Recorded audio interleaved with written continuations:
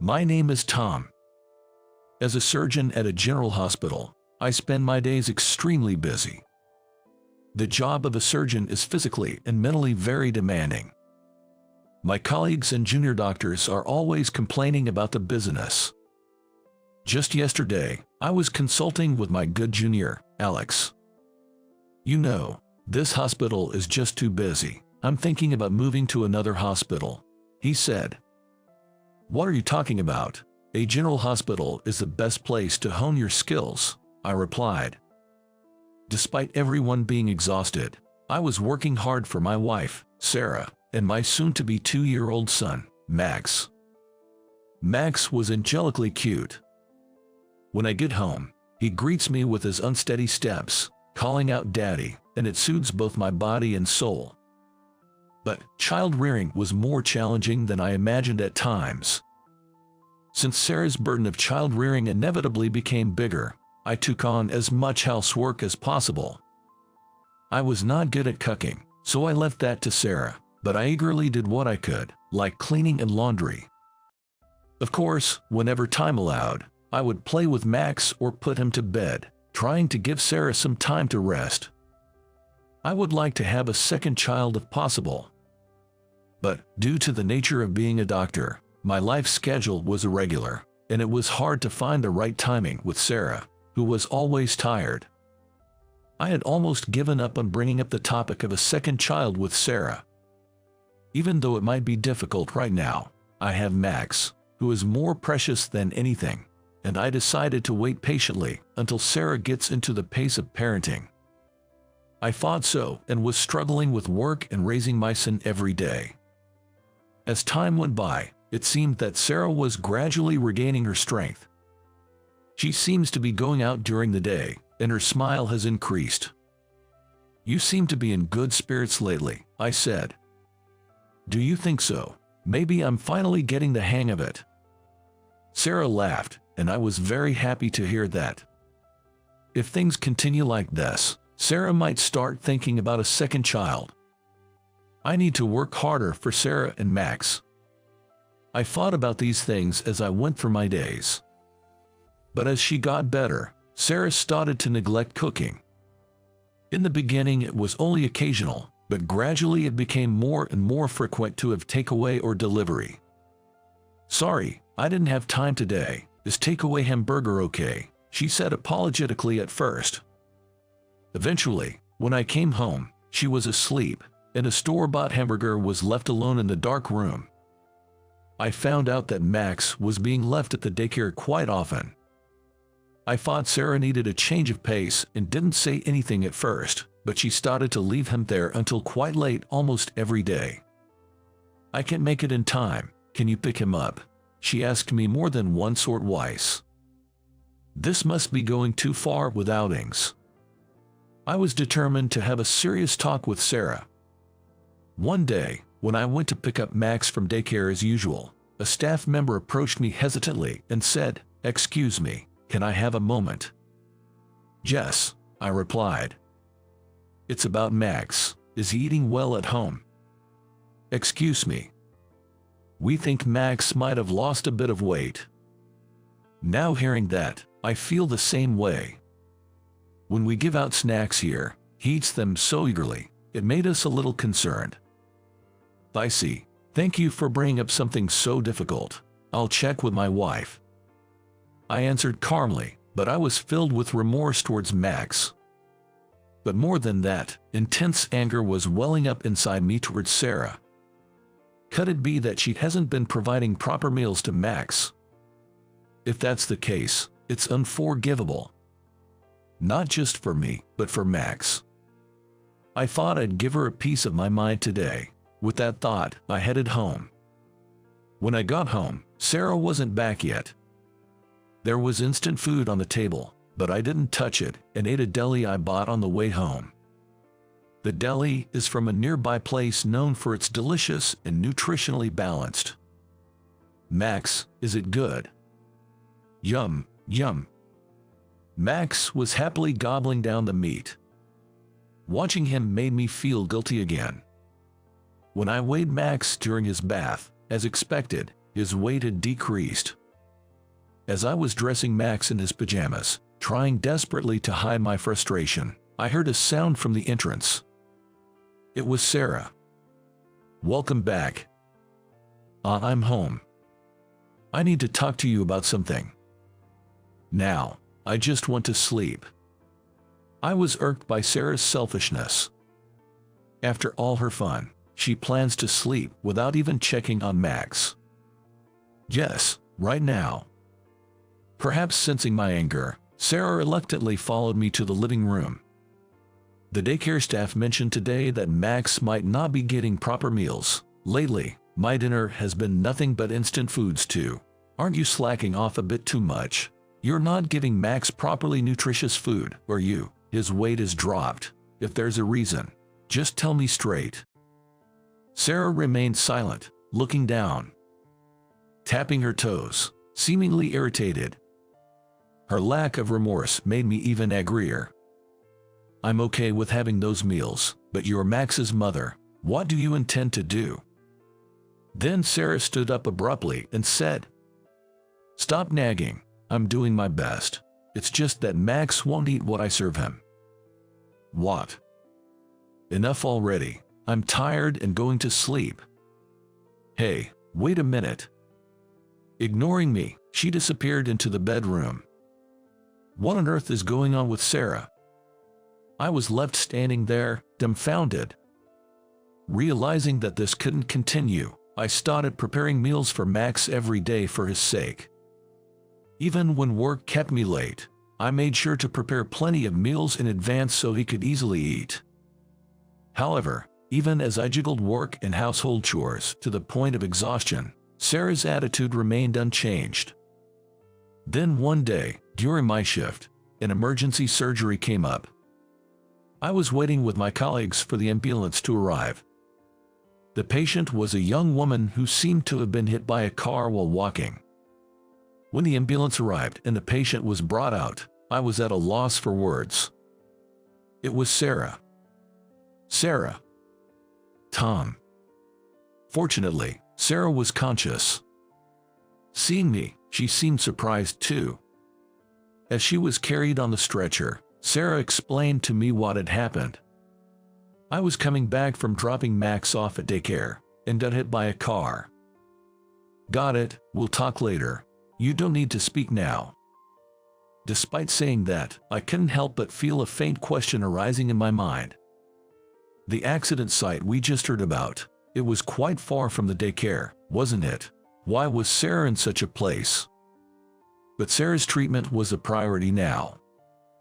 I shook my head vigorously, trying to dismiss the doubts. "Sarah, you need surgery. The bleeding from your thigh is severe." "Surgery?" "Yes. Can you take off your clothes? If it's too painful, we'll have to cut them off." "Take off my clothes? No. No way. I know it might be embarrassing, but this is not the time for that. We can't proceed with a surgery like this." "Then don't do it. Absolutely not." "What's going on? If we don't do something, your life is in danger." I desperately tried to persuade Sarah, but she adamantly refused to take off her clothes. We couldn't get anywhere. We had to stop the bleeding somehow. I decided to have the anesthesiologist administer anesthesia and proceed with the surgery forcibly.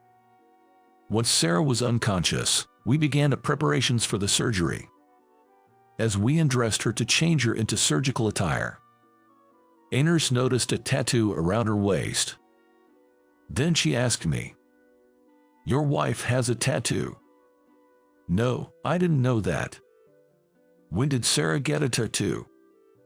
Upon closer inspection, it appeared to be initials. But it wasn't my initials. As I was intently looking at the tattoo, I noticed one of the juniors retreating from the buzzing crowd. It was Alex, the one I had counseled before. "What's going on? He looks pale as a ghost." Something was nagging at me. But this was not the time for that. I forced myself to look away from the tattoo and went back to preparing for the surgery. The surgery was successfully completed, and Sarah was hospitalized for a short while. Although I was relieved that the surgery was over, the thought of Sarah's tattoo haunted me, and a sense of unease clung to me. "Daddy."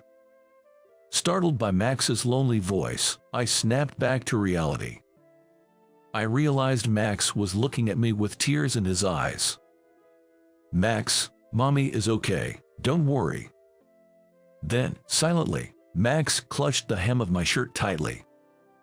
Right, Max has been feeling insecure all this time. I felt unbearable and hugged Max tightly. I must not let this continue. Holding Max in my arms, I resolved to clear up the doubts. I decided to hire a detective agency to investigate Sarah to clear the lump in my throat. Though I had my suspicions about Sarah, deep down I hoped it was all a misunderstanding and nothing would come of it. But regrettably, the agency provided undeniable evidence of Sarah's infidelity within just a few days. As I thought. Deep down, I knew. I was just turning a blind eye to reality. And more shocking news was revealed. The cheating partner was one of my junior doctors. It was Alex, who had turned pale when the tattoo was found. It was all too clear upon reflection. The initials on her tattoo matched his. I thought he was a close junior, but he had been betraying me behind my back. I felt as if all strength was draining from my body and my own foolishness. But I couldn't just sit idly by. I have someone I need to protect, Max. I decided to get a divorce and started to organize my things. A few days later, Sarah came home from the hospital, using crutches. "What's this all about?" Seeing the living room packed up as if we were about to move, Sarah let out a surprised gasp. She stood frozen at the entrance, seemingly not having expected this. But when she saw the divorce papers on the table, she murmured, "Ah, I see," and sat down quietly in a chair. "I know everything." I showed Sarah the report from the detective agency and said calmly, "So, all the outings were for this reason. I can no longer trust you. Let's get a divorce. After all the betrayal, you can't possibly object, right?" Then, with a sigh mixed with a chuckle, Sarah said, "I won't say anything. Fine, let's get a divorce." Her casual tone irritated me. Despite being at fault, she had the nerve to act so defiant. I didn't want to talk anymore, but there was something I had to ask. "Why did you have an affair? Are you really in love with that guy?" "Yes, seriously, actually. He was the one from the start." "What do you mean? You really didn't notice? How naive." Saying that, Sarah smirked maliciously. "I've been with him long before we got married." "What?" I felt as if I had been struck hard on the back of my head.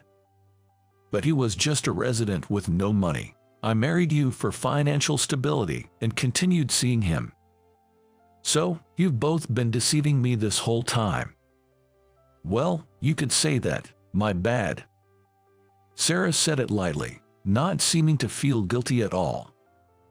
"This is just too much." A mix of anger and sorrow made my head spin.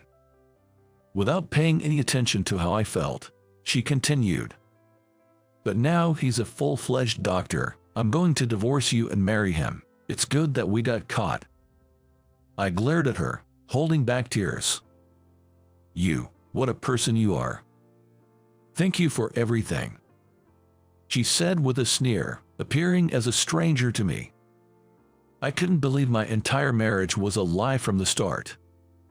What a person. I didn't want to talk to her anymore. I felt like running away right then. But there was still something important to decide. I took a deep breath to maintain my composure and broached the most crucial topic. "As for Max's custody, of course, I'll be taking him," I stated firmly, looking into Sarah's eyes. I thought she'd say she didn't want custody since she hadn't been taking care of him at all. But surprisingly, she said, "Wait a minute. I won't give you Max." "What are you talking about? You've barely looked after him, always leaving him at daycare or with me." "This is the line over here. You're always busy with work and you don't put your family first. You didn't raise Max, I did." "What? What kind of logic is that? We're not getting anywhere." Does she not realize how much I've sacrificed for Max's upbringing, even losing sleep over it? After neglecting Max for so long, I can't believe she can say such things. She stubbornly continued to refuse, saying, "I won't give up Max." Seeing that we were getting nowhere, I decided to make a proposal to her. I wasn't too keen on it, but I had no choice. "Look, we're not going to resolve this within us. How about we let Max choose?" "Let Max choose?" "Yes, shouldn't we respect his feelings?" "All right, fine." I was honestly very nervous about my own suggestion. Even though I had been the one taking care of him, I couldn't help but worry that he might still choose his mother in the end.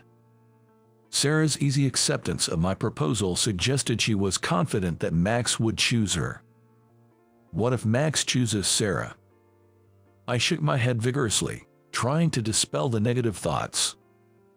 Then, I brought Max from the other room where he had been watching TV.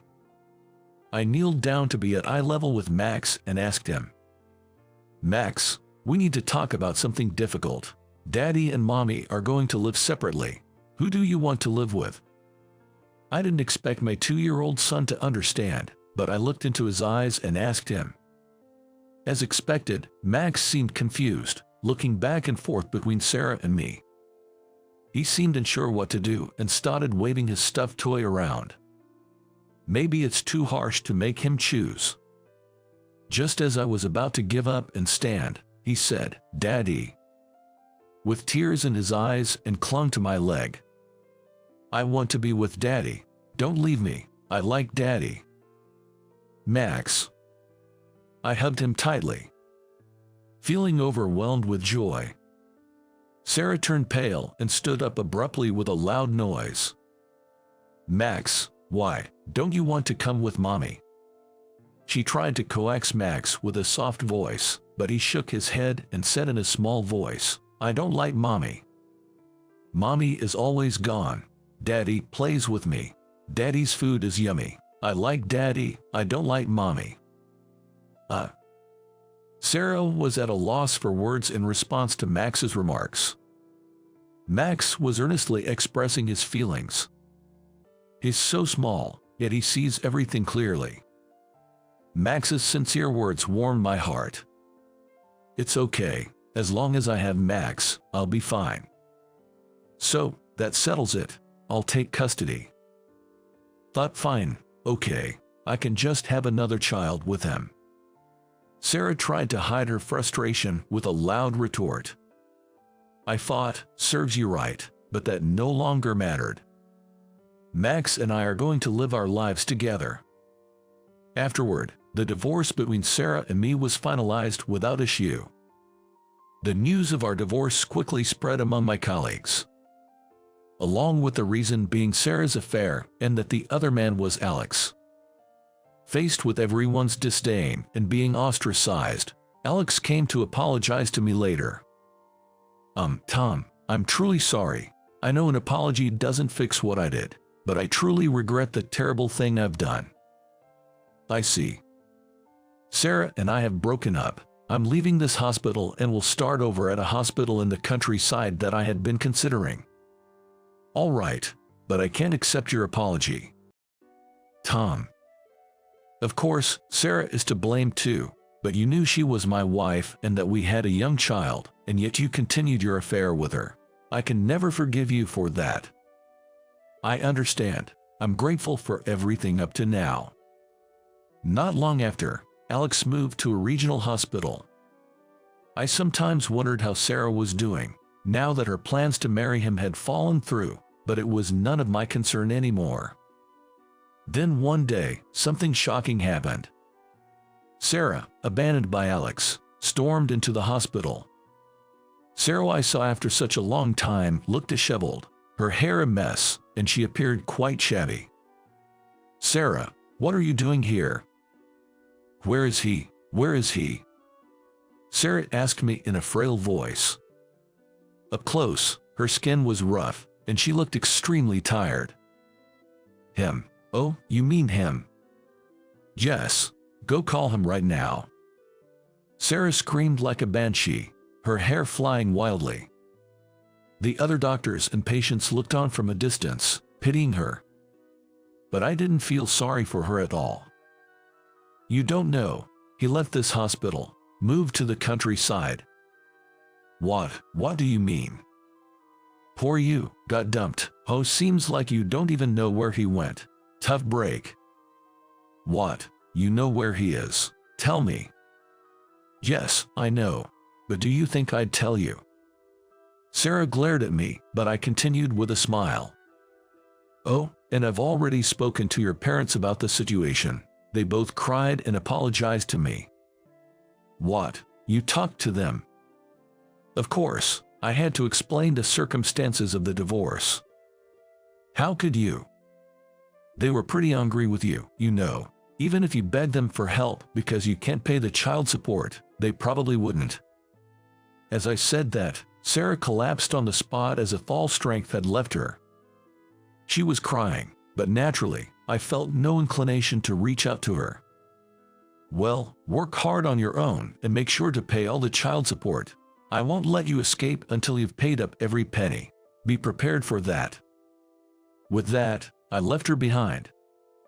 The responsibility I bear has grown heavier since the divorce. But thinking of Max gives me strength from deep within. Lately, my cooking has improved, and seeing Max eat happily fills me with joy. The happiest moment is when Max sees me, runs over with a big smile, and calls out, "Daddy." All my fatigue vanishes in an instant. Even without a mother, I'll never let Max feel lonely. I'll devote everything to ensuring Max's happiness. Carrying a sleeping Max on the way back from daycare, I made this vow in my heart.